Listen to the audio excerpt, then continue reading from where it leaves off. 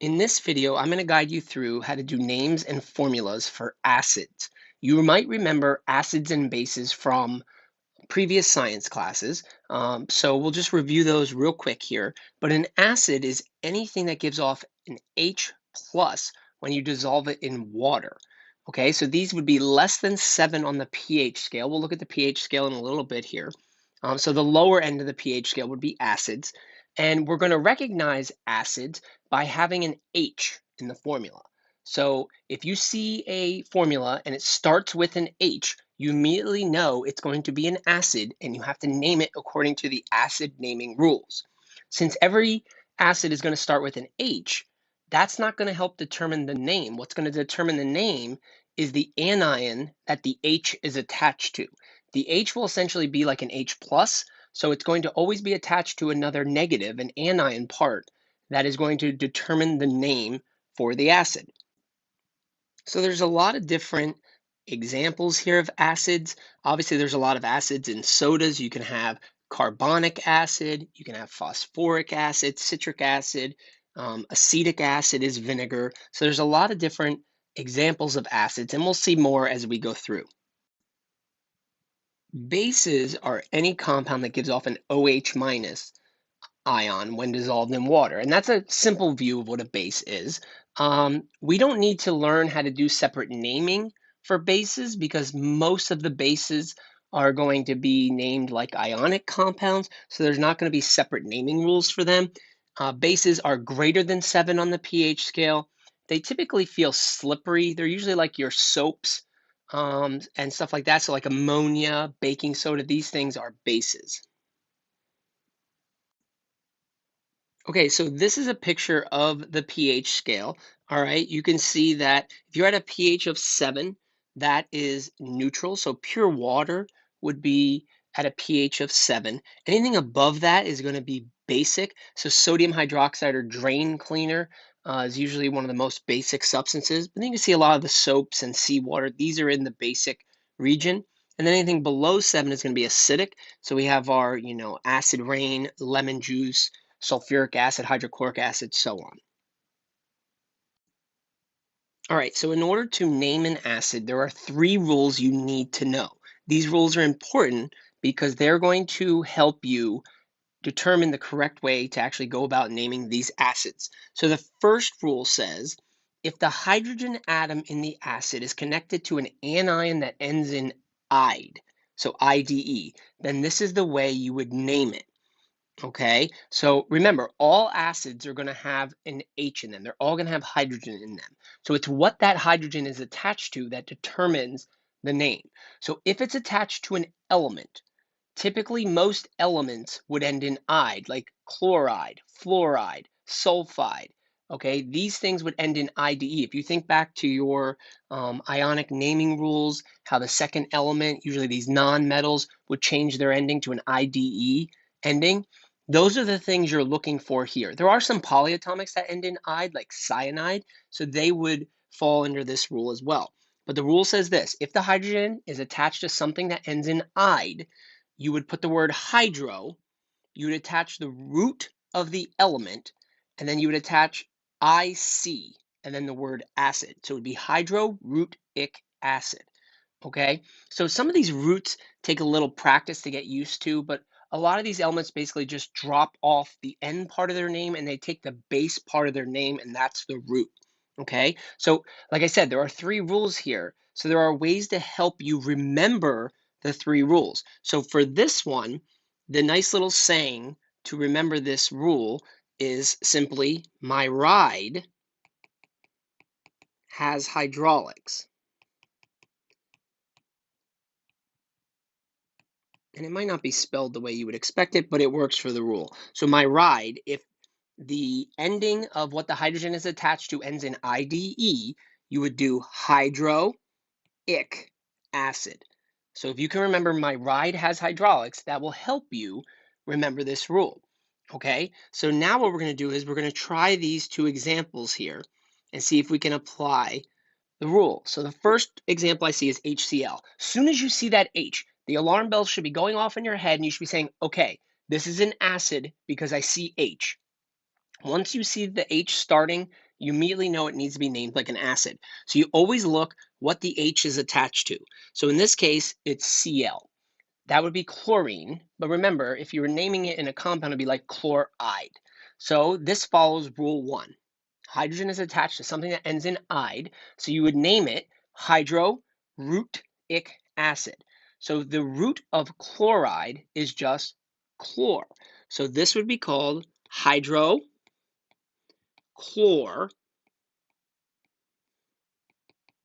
acid. Hydrochloric acid. Okay, so we took the hydro, we put the root of the element, and added IC. Okay, not all acids will start with hydro. It's just this is the rule. This is what you do if what the hydrogen is attached to ends in IDE. Okay, so that's the first one. So now if we look at the second example here, we see hydrogen right away, so we know this is going to be an acid. So we look and see what the hydrogen is attached to. It's attached to S here, okay? So when we do this one, okay, there's a 2 in it. And sometimes people get a little scared. They say, oh, what does that 2 mean? Well, just pay attention to the rules. The numbers mean nothing here. All right, so it says whatever the hydrogen's attached to, if it ends in IDE, you follow this rule. So if it's attached to just S, that would be sulfur, which would be sulfide. So it's going to be hydrorootic acid. Okay, but the weird part is for sulfur, he really doesn't drop any of his name with this. So when you do the rule, this would be hydro. The root is just sulfur, and then ic acid, hydrosulfuric acid. So again, you get used to these more as you practice them, but sulfur is just a weirdo and he doesn't drop any part of his name. If you wrote this as hydrosulfic acid, you would still be following the spirit of the rule and you would still get your full points, but it's just something you practice with and see which elements kind of drop which part of their names as you're doing this. But that's the first rule. If the hydrogen is attached to something that ends in IDE, it's hydrorootic acid. Okay, so now we're ready to look at the second rule here for naming acids. So the first rule talked about when the hydrogen was attached to something that ends in IDE. Well, the hydrogen is not always going to be attached to something that ends in IDE. So there's some other rules we need to look at. So the second rule says, what if the hydrogen atom is connected to a polyatomic that ends in ITE? Okay, so like chlorite, nitrite, sulfite. This is where you knowing those polyatomics really is important, because if you don't know those polyatomics, it makes acids now difficult to do as well. Okay, so if the hydrogen is attached to a polyatomic that ends in ite, the rule says you take the root of the polyatomic and just add OUS and then the word acid. Notice there's no hydro in this one. Hydro is in rule 1. This is just the root us acid.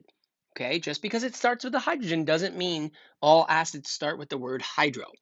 All right, so just like the first one we did, all right, there's a way to help you remember this rule.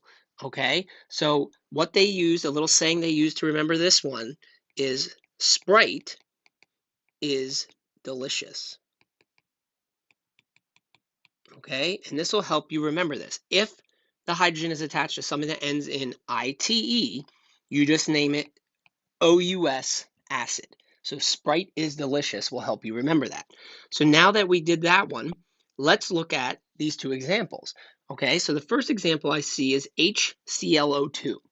Okay, as soon as you see that hydrogen, ding, ding, ding, you know it's going to be an acid. So you automatically say, okay, what is that hydrogen attached to? It's attached to ClO2. All right, this is where you knowing your polyatomics is important. ClO2 is the polyatomic chlorite. Okay, so the hydrogen is attached to something that ends in ITE.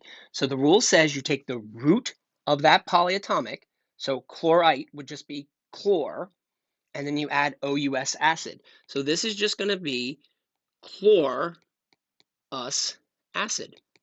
Okay, we took the root of the polyatomic, we added the OUS, and put the word acid, chlorous acid.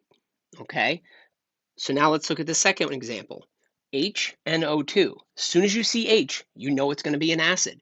Okay, So you say, okay, what is that H attached to? It's attached to NO2. So NO2 is the polyatomic called nitrite. So it ends in ITE, so the rule says you take the root of the polyatomic and add OUS acid. So nitrite's root would be nitr, and then you add OUS, nitrous, followed by the word acid, nitrous acid. So just remember the rule here, all right? If it ends in ite, it's the root of the polyatomic, followed by OUS, and then the word acid. And try to remember Sprite is delicious to help you remember this. All right, so the third rule here for naming acids has to do with when the hydrogen is attached to something that ends in ATE or ate. Okay, so far we looked at, well, what happens if the hydrogen is attached to something that ends in "ide"? You do a certain rule. If the hydrogen is attached to something that ends in "ite", you do a different rule. Well, there's one other group we can look at here, the ates, the different polyatomics that can end in ate. So you have phosphate, sulfate, nitrate, so on. Okay, so the rule says if the hydrogen is attached to something that ends in ate, you take the root of the polyatomic and you add IC and then the word acid. This is very similar to Rule 1, but remember, Rule 1, when it was attached to something that ended in IDE, had the word hydro, then the root ic acid. This has no hydro, okay? So it's very important you to pay attention to the rules here. Just because an acid has an H doesn't mean you always put a hydro in it. That's only Rule 1, okay? So if it ends in ATE, then you put the root ic acid. Okay, so there's a way to help you remember this particular rule as well. Okay, so the little saying that goes along with this rule is I ate, because remember it has to end in ate, something icky. I know it sounds kind of funny, but that's what we use. So if it's attached to something that ends in ate, okay, we just add IC and the word acid. I ate something icky will help you remember this particular rule. Okay, so now let's look at our examples here. I see HClO3 as my first example. As soon as I see that H, I immediately know it's an acid. So I look and say, okay, what is that H attached to? It's attached to ClO3. ClO3 is your polyatomic named chlorate. Again, you need to know your polyatomics in order to do the acids correctly here. So ClO3 is chlorate. So the rule says you take the root of the polyatomic and you add IC and the word acid. So the root of chlorate is chlor, and then you're just going to add IC and the word acid. So this is going to be chloric acid. Notice it's not hydrochloric acid. That was HCl. Okay, you have to pay attention to the different rules here. This does not have hydro with it. All right, so then when we look at the second example, H2SO4, I see H. I immediately know that it's going to be an acid. I say, okay, what's that H attached to? It's attached to SO4. SO4 is the polyatomic sulfate. Okay, so it ends in ate. So the rule says you take the root of the polyatomic and add ic acid. So the root of sulfate is just sulf, or it's just like before, where sulfur really doesn't drop any of his name. So it becomes sulfuric acid. Again, if you were following the spirit of this rule and you just wrote sulfic acid, I would give you credit for that because you're still following the rule. It's just that sulfur's a little weird here and he doesn't really drop any part of his name. All right. Notice there was a 2 in the formula. It doesn't really mean anything. You still have to just follow the rule. If the hydrogen is attached to something that ends in ATE, then it's the root of the polyatomic ic acid. There is no hydro here except in rule 1. Okay, so now we're going to do formulas here for acids. So the first thing you'll notice is whenever you're given a name, it will have the word acid right in it. So you immediately know, okay, I have to do the proper rules here for formulas with acids. So without even thinking, as soon as you see the word acid, you immediately write an H plus. Hydrogen is always written first in an acid, and in this case, hydrogen is going to have a 1 plus charge. I know it's not like a metal, but when he's involved in these acids, he does get a 1 plus charge. All right. So then what you do is you look at the name. How the acid is named tells you which anion you need to write or which anion you need to put with the H plus. Okay, so if you don't know those three rules for naming, you're not going to be able to do the formulas correctly for acids either. Okay, so you have to look, how is it named? Is it just hydrorutic? Is it OUS acid, or is it just ic acid? Because that tells you which anion you're going to pair with the H plus. And then you just have the charges, you crisscross them, and then you'll write your formula here for the acid. So let's jump right in and do an example. So if I see sulfurous acid, the first thing I notice is, okay, the word acid is there. So without even thinking, I immediately write H plus. Okay, as soon as you know the word acid is there, you know hydrogen is going to be written first and it has a 1 plus charge. Okay, so you essentially wrote its symbols here, and the charge. You wrote H plus. Okay, so then you look at the name. The only thing I see here is that it's just OUS acid. So you have to say, okay, what rule is that? Is that rule 1, 2, or 3? Okay, that's rule 2. Okay, you would name it OUS acid when the polyatomic ends in ite. Okay, remember the little tricks. Sprite is delicious. So as soon as I see OUS acid, I know that this hydrogen is going to be attached to something that ends in ITE. So based on kind of the first part of the name, I see sulfur. So that tells me it's going to be attached to sulfite. Okay, so this is where you need to know your polyatomics. Sulfite, okay, is SO3, and you do have to know the charge of this. It's 2 minus. Okay, so you see how if I didn't know those three rules for naming acids, I wouldn't be able to figure out which anion the hydrogen is going to be attached to here. So you do need to know those rules in order to do the formula. So I have my symbols, I have the charges for each. The last thing I would do is crisscross. So obviously the 2 is going to come down. And the good news is it's always going to be H plus. So you're never going to need to bring a number down to the anion here. It's never going to bring anything down other than a 1. But there could possibly be a number coming down from the anion to the hydrogen. So when we rewrite this, okay, the 2 comes down, so it's H2SO3. Okay, so you immediately write the H plus first, use the way it's named to determine the anion, and then crisscross the charges. So sulfurous acid would be H2SO3. All right, so now we're ready to practice here. It might be a good idea to maybe pause, try these on your own, and then see how you did. All right, so we'll start with names here of these acids. All right, so the first thing I notice is both of these examples, HF, H2CO3, start with H. So I immediately know they're acids. And then I have to pay attention to what the H is attached to. So in this first one, the H is attached to just F. That would be fluorine, or if you remember the rules, it would be fluoride. So this is attached to something that ends in IDE. So this would be following rule 1. Okay, if you remember the little trick, my ride has hydraulics. So if it ends in IDE, I'm going to do hydrorutic acid. Okay, so it's going to be hydro. The root of fluorine is going to be fluoric acid. Hydrofluoric acid. It ends in IDE, so it's hydrorutic acid. Hydrofluoric acid. All right, so then I look at the second one. I see that the H is attached to CO3. Okay, CO3 is carbonate. All right, so it ends in ATE. So if you remember your little tricks, I ate something icky. So this one ends in ATE, so it's just going to be named rutic acid. So this is just going to be carbonic acid. We have the root of carbonate, all right, carbon, and then ic acid, carbonic acid. So you have to pay attention to your three rules in order to write the correct name. Now when we're ready to do the formulas here, remember those three rules are going to be important for you to figure out what the H is attached to.